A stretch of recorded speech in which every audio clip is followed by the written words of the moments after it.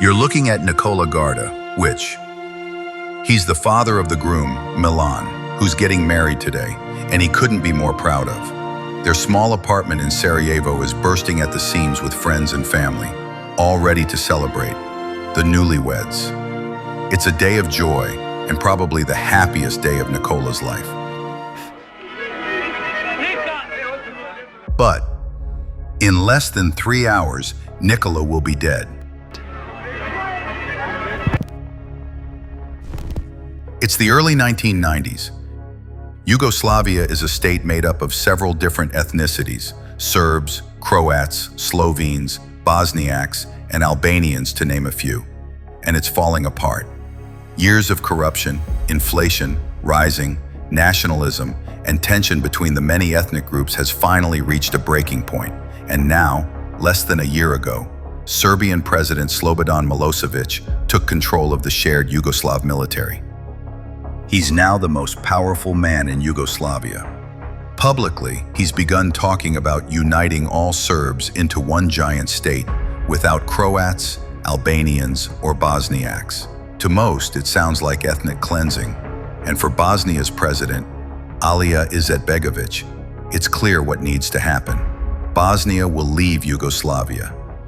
He's called for a vote of independence, and as expected, his Bosnian Serb colleagues are far from pleased. Vi hoćete u Hagu da postignete da je ovo treća ili četvrta republika koja neće da živi u Jugoslaviji, a to ne možete jer mi hoćemo da živimo u Jugoslaviji. This is Radovan Karadzic, leader of the Bosnian Serbs.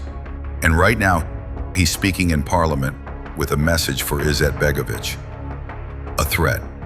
Nemojte da mislite da nećete odvesti Bosnu i Hercegovinu u pakao, a muslimanski narod možda u nestanak. Jer muslimanski narod ne može da se odbrani ako bude ratovao. Karadzic has just openly threatened the president.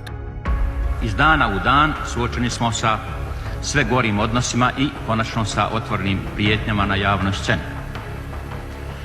Ja ipak želim da poručim građanima Bosne i Hercegovine: neka ne strahuju, do rata neće doći. To je moja prognoza, zasnovana na nekim činjenicama, na nekim provjerenim činjenicama. Prema tome, mirno spavajte. Ne treba se bojati, jer za tuču i za svađu treba ih dvoje. Despite the public threats from his Serbian rival, Izetbegović is convinced that Karadzic is bluffing. And for a moment, it looks like he's right. On the day of the vote, nothing happens, apart from a Serbian boycott, which was expected. And with a Bosniak and Croat majority, Izetbegović wins back at the wedding of Nikola's son Milan and his bride Diana. No one's thinking about the risk of a civil war. With the ceremony over, the wedding, guests drive to Sarajevo's old part of town for the reception. Along the way, they wave Serbian flags from their cars, honk their horns through the streets, and sing out of the windows. By pure chance, the party convoy passes a known Bosniak gangster walking on the side of the street. And when he sees the Serbian flags, he's furious.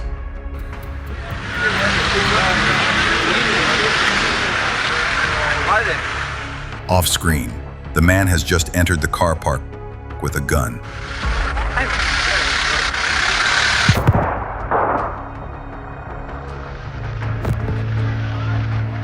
Nikola Gardović is dead.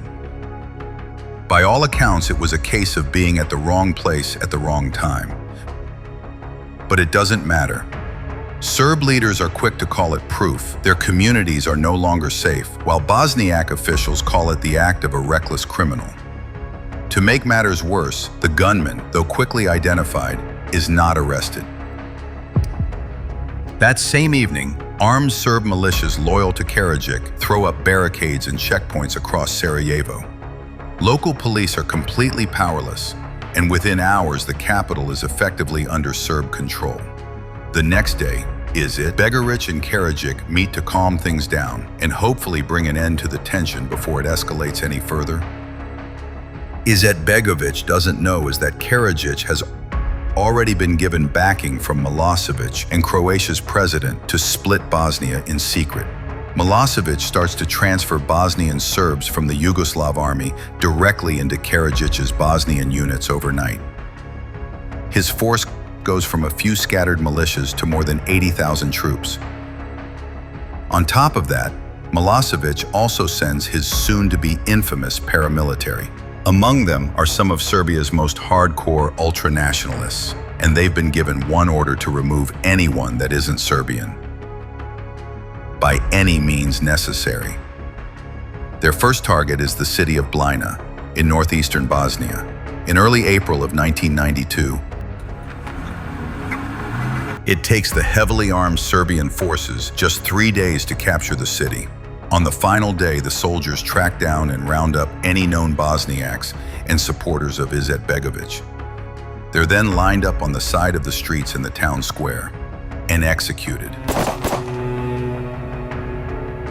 The ethnic cleansing of Bosnia has begun. In Sarajevo, tens of thousands of Bosniaks, Croats, and Serbs flood the city center, marching together for peace. Suddenly, some of the demonstrators decide to march towards Karadzic's party headquarters, the Holiday Inn. They don't know that Karadzic has placed snipers on top of several buildings around the hotel, and as the crowd attempts to storm the lobby, they open fire.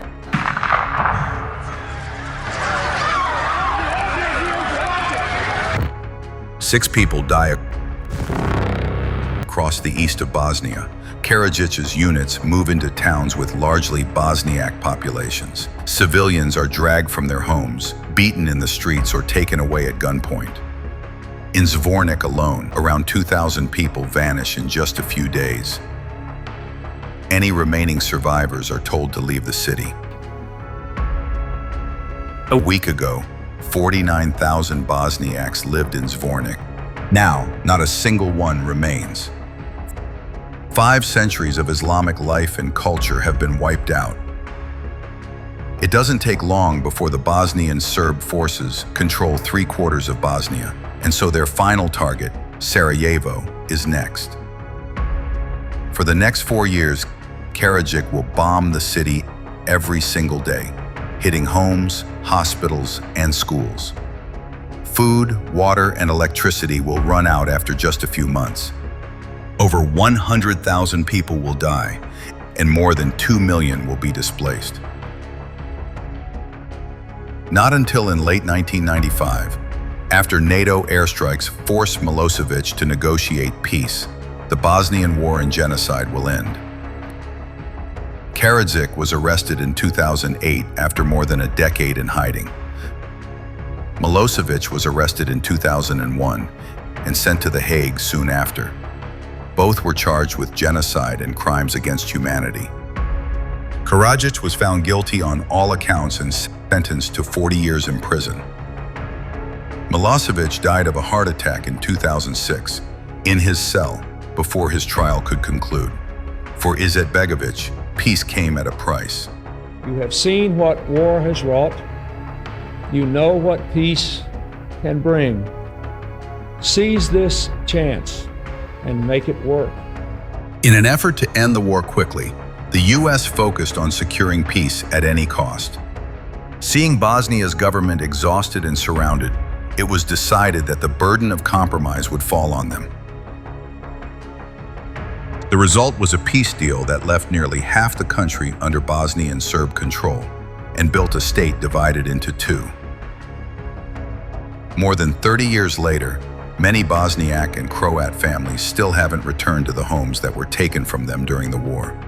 Thousands who survived extreme human rights abuses are still waiting for justice. But with the international trials long over and leaders in Bosnia's Serb-controlled region denying many of the crimes ever taking place, the chances of that ever happening are almost zero. As for the man who killed Nikola Garda, which in 2007, on his way to morning prayers, he was shot and killed outside his apartment in Sarajevo. His killer was never found.